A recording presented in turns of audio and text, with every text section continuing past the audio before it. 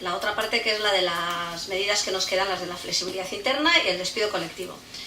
Bueno, en flexibilidad interna, sabéis que la reforma que se aprobó en febrero del 2012, uno de los objetivos que se planteaba, por lo menos en la exposición de motivos, era tratar de que mediante las medidas de flexibilidad interna el despido fuera la última medida, es decir, facilitar que se adaptaran todo tipo de condiciones o de otro tipo de medidas que podían flexibilizar la situación de las empresas para adaptarse a la situación económica, y de esa manera que el despido fuera la última medida.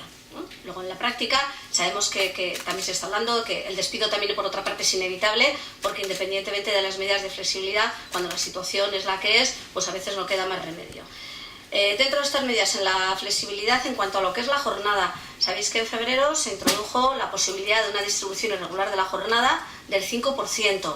Esto es un elemento muy importante porque nos va a permitir adecuarnos, flexibilizar, disponer de un número de horas para poder distribuir la jornada a lo largo del año de manera irregular. En el trámite parlamentario se ha dado un paso más en este tema de flexibilidad y se ha ampliado este 5% al 10%. Es decir, que ahora ya, desde el 14 de julio, desde el 8 de julio, lo que vamos a poder disponer es hasta un 10% de las horas anuales de la jornada para distribuirlas de forma irregular y con un preaviso de 5 días.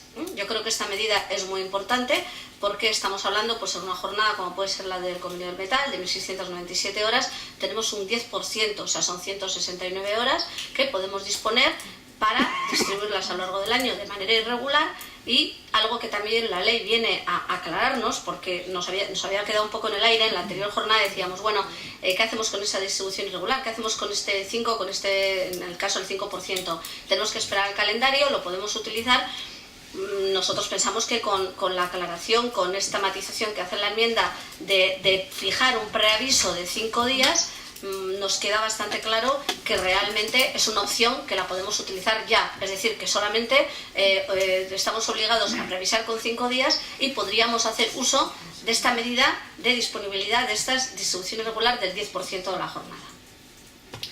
En materia de movilidad funcional, que es otro tema de flexibilidad, ya en la reforma del 2012 os anunciamos lo más importante en materia de movilidad funcional, que era el cambio del sistema de clasificación profesional por categorías, que es un sistema muy rígido, por el cambio a los grupos profesionales. Sabéis que los grupos profesionales es una manera de hacer la clasificación profesional mucho más flexible, es más amplia y nos permite tener más polivalencia con los trabajadores. ¿A qué nos lleva esa polivalencia? Si tenemos más polivalencia, todos los cambios que hagamos dentro del mismo grupo profesional no exige ningún tipo de justificación ni ningún tipo de trámite especial, con lo cual tenemos más margen. Es decir, a partir de ahora y a partir de febrero, todos los cambios que queramos hacer dentro de lo que es el grupo profesional se entienden que es una facultad empresarial y que no tenemos ninguna exigencia. En movilidad geográfica, los cambios, la ley no ha hecho ningún cambio, igual que la movilidad funcional, se mantiene lo mismo que ya se aprobó en febrero. Quizás recordaros que lo que se hizo en febrero fue eliminar una posibilidad que tenía la autoridad laboral de poder demorar la decisión de la empresa sobre el traslado hasta 6 meses. Eso se eliminó también en febrero, con lo cual otra medida que nos va a aportar más flexibilidad, porque nos da más inmediatez en la decisión que tuviéramos que hacer con respecto a un traslado de trabajadores a otros centros de trabajo. El incumplimiento de las normas en relación al periodo de consultas se consideraba ya, se estableció como causa de nulidad ya con la reforma de febrero. Este es un tema también que lo vamos a ver como muy importante en todos los procedimientos. Dentro de la flexibilidad interna, la modificación sustancial de condiciones de trabajo es otro aspecto muy importante. Aquí tampoco, como veis, no aparece, ya veis que no hay nada en rojo en la diapositiva, no se ha introducido ningún cambio en el trámite parlamentario. Pero recordaros que es muy importante que en cuanto a la modificación y en cuanto a las causas de la modificación de condiciones, las causas, como veis aquí, son causas que tienen que relacionarse con la competitividad, productividad u organización técnica del trabajo en la empresa. Es decir, no hace mención para nada a un tema económico. Como veis, la flexibilidad que nos puede dar la modificación de condiciones de trabajo, en la exigencia de causa, y luego lo vais a ver con los otros procedimientos, es un nivel de exigencia, vamos a decir, estamos en el nivel más bajo de exigencia. Para la modificación sustancial de condiciones, la exigencia y la acreditación de la causa, estamos en el nivel más bajo, luego pasaríamos al de suspensión temporal y luego entraríamos en el despido. Y esto es importante que lo tengáis en cuenta. Fundamental que se incluye la cuantía del salario. Desde el 12 de febrero, la cuantía del salario, que es algo que ya nos había preocupado desde que empezamos con la crisis, de qué podíamos hacer con unos salarios que estaban muy por encima de nuestras empresas competitivas, pues vimos que ahora se puede. Desde febrero podemos reducir el salario. Pero algo muy importante y que lo tenemos que tener en cuenta, porque se establece, lo que se hizo en febrero fue diferenciar el procedimiento en función del origen, dónde estaba el origen de la condición que queríamos modificar. Si el origen de la condición está establecido en el contrato, en un pacto o en un acuerdo colectivo, este es el procedimiento que tenemos que utilizar, el artículo 41 del Estatuto. Pero si queremos modificar una condición y que el origen de esa condición viene del convenio colectivo, y hablamos de convenio colectivo, los del título 3 del Estatuto, el convenio colectivo que ha seguido el trámite de homologación y se ha publicado. Entonces nos llevan ya claramente al procedimiento del artículo 82, que es el que veníamos utilizando para el tema de los descuelgues. Con lo cual, esto sí que es muy importante porque nos delimita. Es decir, en el momento de hacer una modificación de una condición, tenemos que tener muy claro qué modificamos. En el caso del salario, que es la nueva materia objeto de modificación, si vamos a modificar un salario que está por encima del que nos obliga el convenio, tendremos este procedimiento que es relativamente sencillo. Si lo que queremos es modificar un salario pero que está establecido en el convenio colectivo, pues el tema se nos complica porque el procedimiento ya no es, el artículo 41 nos saca de este artículo, nos dice eso ya no es objeto del artículo 41, os tenéis que ir al artículo 82. Y bueno, y eso ya se complica, pero como os he comentado al principio de esta jornada, vais a tener ocasión de las jornadas técnicas que estamos organizando, de que veáis cómo tenéis que operar, qué es lo que tenéis que hacer. Pero es decir, todas aquellas condiciones que su origen no sea el convenio colectivo, el procedimiento es relativamente sencillo. De entre las opciones que tiene el trabajador, sabéis que una vez que se toma la decisión, el trabajador, por supuesto, nos puede presentar una demanda ante el juzgado de lo social, pero también puede pedir la extinción del contrato de trabajo. Si pide la extinción del contrato de trabajo, en febrero lo que se hizo fue incluir también como posible solicitud de extinción voluntaria si se modificaba el sistema de remuneración o la cuantía del salario y las funciones. Es decir, el trabajador puede pedir la extinción voluntaria del contrato de trabajo en todas las materias que les vayamos a modificar del 41, excepto el sistema de trabajo y rendimiento. Esto les lleva al derecho a, si pide la extinción, a una indemnización de 20 días por año de antigüedad con un tope de 9 mensualidades. Hay otra posibilidad que tiene el trabajador también de pedir la extinción del contrato en el caso de que resulte perjudicado por la modificación, y es la establecida en el artículo 50. Pero un cambio también importante que se produjo en la reforma de febrero es que ahora ya solamente nos va a poder, o sea, hay una diferencia importante entre esta extinción por la vía del 50 y por la vía del 41. Como os decía, en el 41, 20 días por año con tope 9 mensualidades. Por la vía del 50 es la misma que en un despido improcedente, 45, 33, con el tope de los 42 o los 24 mensualidades. Pero ¿en qué casos ahora nos va a poder pedir una extinción con esta indemnización la más alta? Y eso es muy importante. Si no seguimos el procedimiento del artículo 41 o si la modificación redunda en menoscabo de la dignidad del trabajador. Ojo con el tema del procedimiento, no lo teníamos antes de febrero. Antes de febrero esta indemnización alta solamente era si se menoscababa la dignidad del trabajador o iba en perjuicio de la formación profesional. Es importante porque en perjuicio de la formación profesional nos podíamos haber encontrado con muchísimas demandas de extinción con la indemnización alta, porque cualquier modificación del tema de funciones que redundara en perjuicio de la formación profesional, y podían ser muchas, nos podían derivar en una indemnización de 45 días. Pero ojo, porque ahora eso no, pero sí que tenemos la falta de procedimiento. Entonces, ojo, porque nos podemos despistar también y hacer una modificación que, aunque el procedimiento sea sencillo, no lo hagamos y nos podría derivar a una petición de indemnización, la más alta, la del despido improcedente.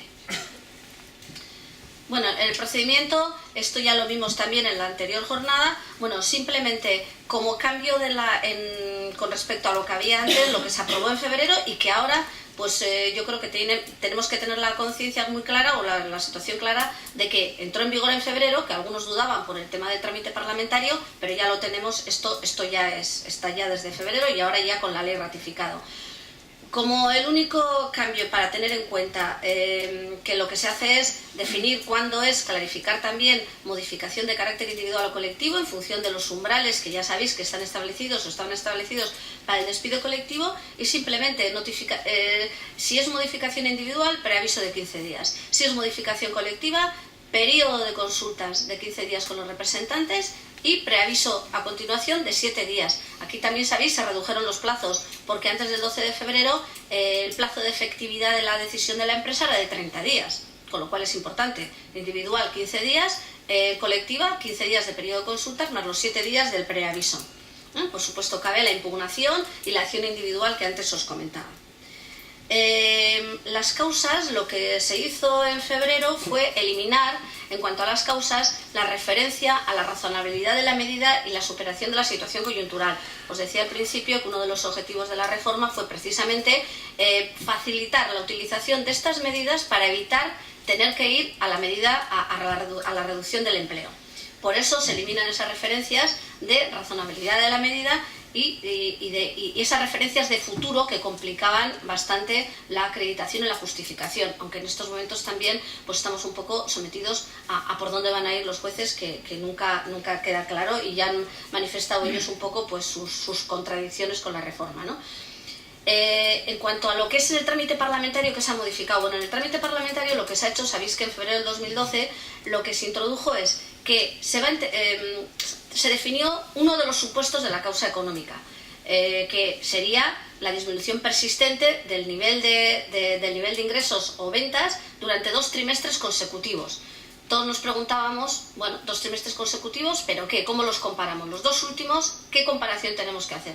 Quizá ya todos preveíamos un poco por dónde van a ir los tiros. Bueno, en el trámite parlamentario se ha aclarado y ahora lo que nos se dice es lo que aquí veis en rojo. El nivel de ingresos ordinarios o ventas de cada trimestre tiene que ser inferior al registrado en el mismo trimestre del año anterior. Es decir, con lo cual aquí ya tenemos algo que sí que nos clarifica. Esos 2 trimestres consecutivos, ¿cómo los vamos a relacionar? Pues los tenemos que relacionar con los mismos trimestres del ejercicio del año anterior. Esta no es la única causa para ir a la suspensión temporal. La causa económica y la disminución persistente del nivel de ingresos o ventas. Sabéis que existen también las causas organizativas, técnicas y productivas. Pero lo que se refuerza en el caso de la económica es que se produzca esta comparación de los 2 trimestres. ¿Qué hace en el trámite parlamentario? Una cosa que sí se aclara, que ya nos lo imaginábamos. ¿Qué pasa? Sabéis que en febrero, al cambiar el trámite, el procedimiento de que desaparece la autorización administrativa y directamente tomamos la decisión previo un procedimiento, ¿qué va a pasar en el caso de que haya una demanda y hay una sentencia en contra? Nos lo temíamos. La ley ahora lo dice claramente.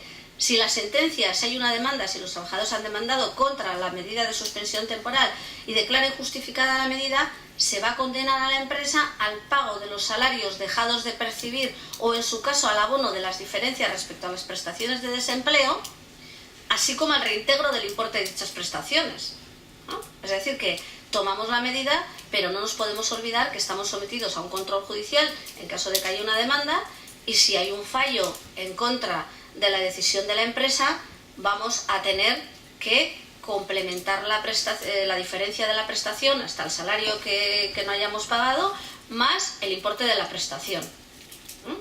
Esperemos que esto, yo por lo menos de momento os puedo decir que por lo menos hasta el momento no me ha llegado noticias en la Soria de que haya habido alguna empresa que se le haya demandado, y se han hecho ya, es decir, desde el 12 de febrero medidas de suspensión temporal y de reducción de jornada se están haciendo, y no todas con acuerdo, por supuesto.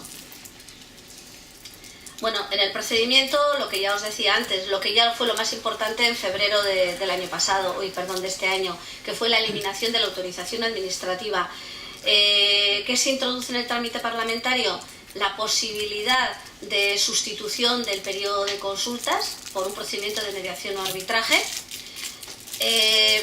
Por lo demás, el procedimiento es igual, es decir, si finaliza con acuerdo, se presume que concurren las causas, solo cabe impugnar por dolo, fraude, coacción o abuso de derecho, y si no hay acuerdo, bueno, pues lo que tenemos que hacer es pasar después del periodo de consultas, lo que haremos es comunicar a la autoridad laboral. La autoridad laboral lo que hace es comunicarnos cuando ya podemos poner en marcha la medida y, efectivamente, como os decía, se puede reclamar.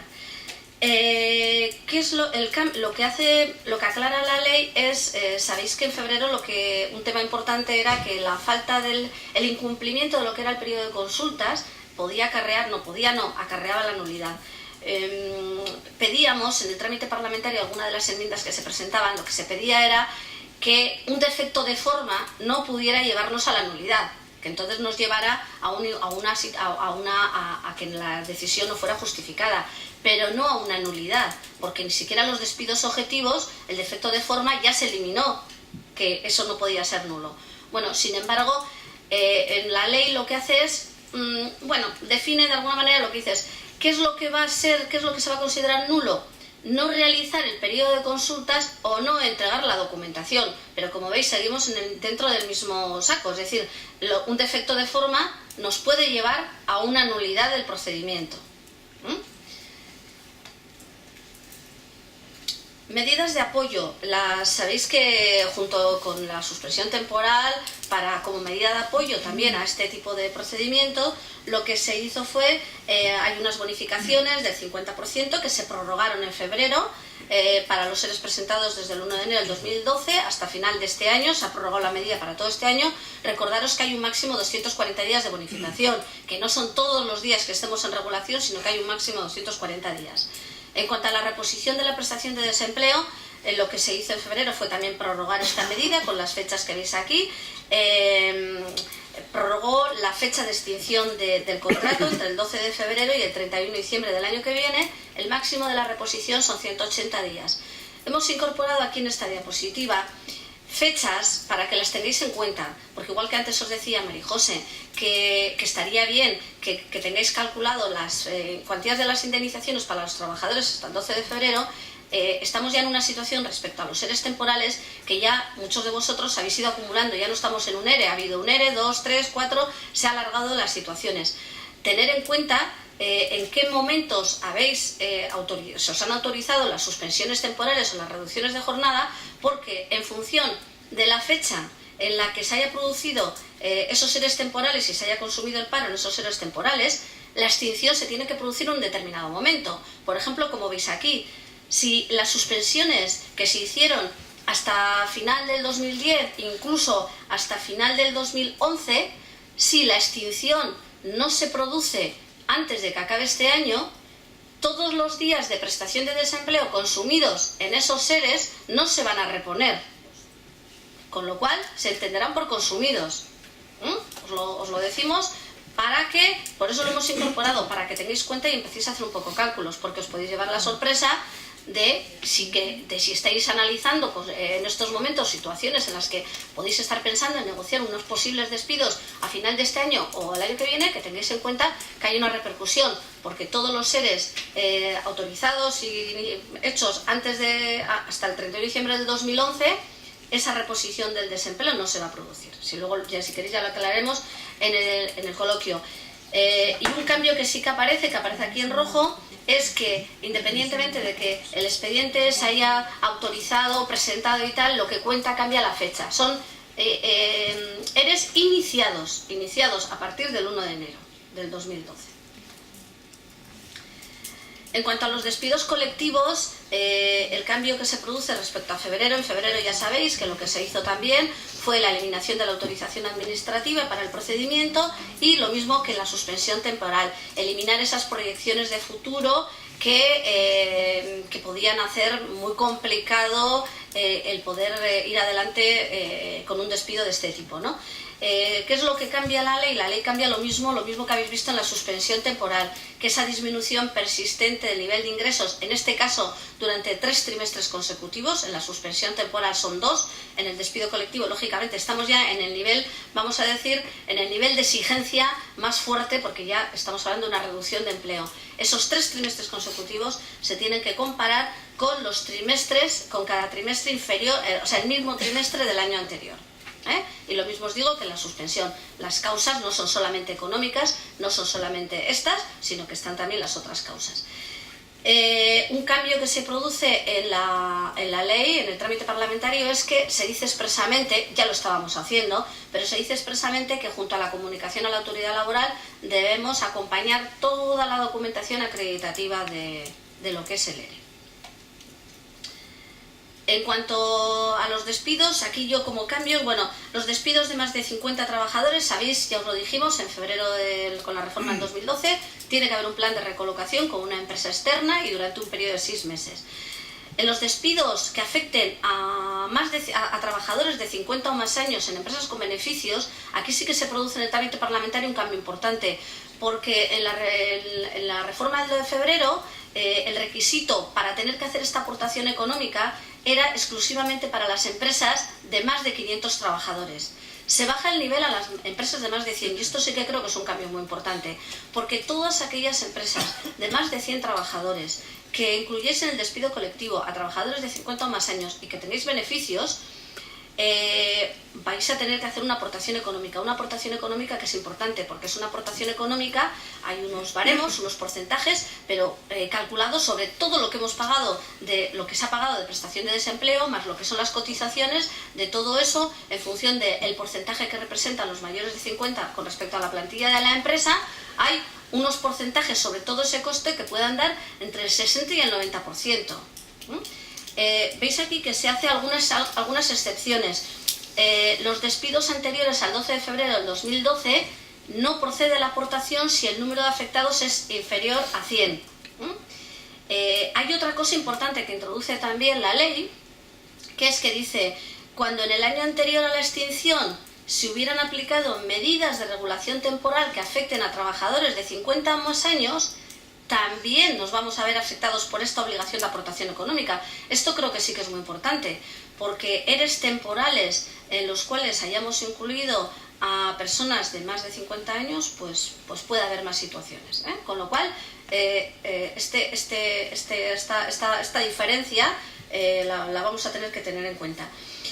No se incluyen para el cálculo de la aportación los despidos iniciados con posterioridad al 27 de abril y antes del 8 de julio. Es decir, todos aquellos despidos, incluso que se encuentran en estas situaciones, esas aportaciones de prestaciones de desempleo y demás, no se van a tener en cuenta.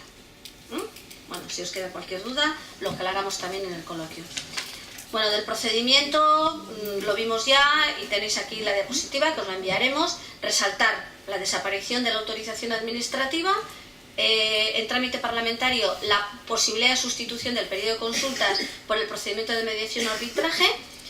Lo mismo que os decía en la suspensión temporal, la no entrega de la documentación también es causa de nulidad, con lo cual cuidado también con esto. Y otra cosa que se incorpora es un papel de la autoridad laboral que va más allá de lo que se decía en la reforma de febrero.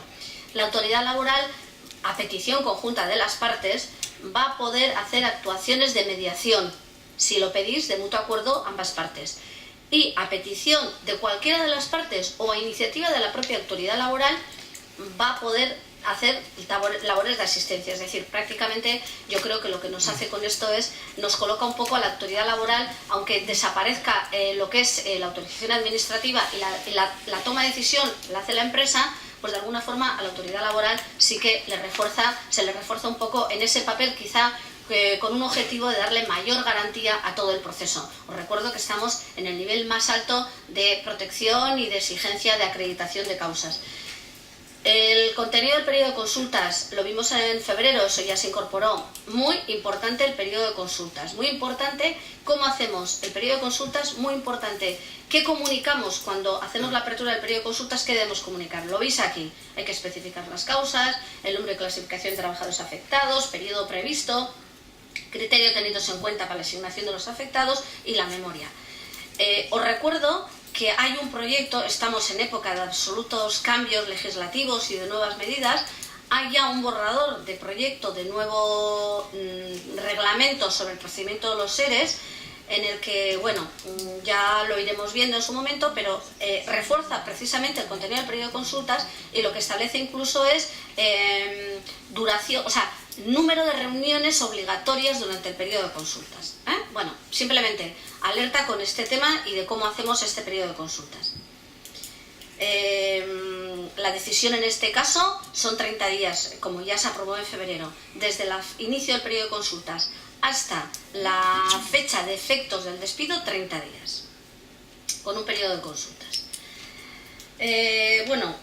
Dentro, por último, de las medidas que se aprobaron, tanto en el decreto y también están en la ley, pues dentro había unas medidas en materia de conciliación. Estas medidas en materia de conciliación, lo que introduce la ley es esta que veis aquí en cuanto a la jornada. Sabéis que en el artículo 34.8, ya una modificación que se introdujo en la reforma del 2010, se hablaba de una se habla concretamente de una posibilidad de adaptar la jornada de trabajo, no reducir, adaptar la jornada de trabajo en función de las necesidades de conciliación de la vida personal, familiar y laboral.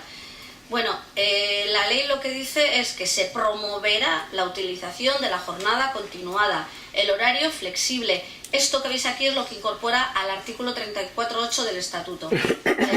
Incorporar, o sea, promover utilización de jornada continuada, horario flexible u otros sistemas que permitan la mayor compatibilidad entre la conciliación de la vida personal, familiar y laboral de los trabajadores y la mejora de la productividad de las empresas. Dice la ley también que en un plazo de 3 meses se va a encargar de hablar con los agentes sociales para establecer sobre este tema una serie de medidas. Con lo cual también sobre este tema también nos puede crear, también habrá que ver en materia de flexibilidad por este lado, si desde el punto de vista organizativo, a ver cómo lo llevamos. En el tema de la guarda legal y la lactancia, lo que ya os informamos en febrero, la reducción de jornada tiene que ser diaria, y ya os comentábamos que esto es muy importante, porque quizás eso lo que va a impedir es que esas reducciones de jornada nos alteraran lo que es el horario del trabajador, porque o me cambiaba los días, entonces yo reduzco la jornada y en lugar de reducirla de lunes a viernes, que es o de miércoles a domingos, que es mi horario, yo no trabajo el sábado y el domingo, y lo que hago es trabajo de lunes a viernes, reduzco de lunes a viernes. No, la reducción de jornada tiene que ser diaria.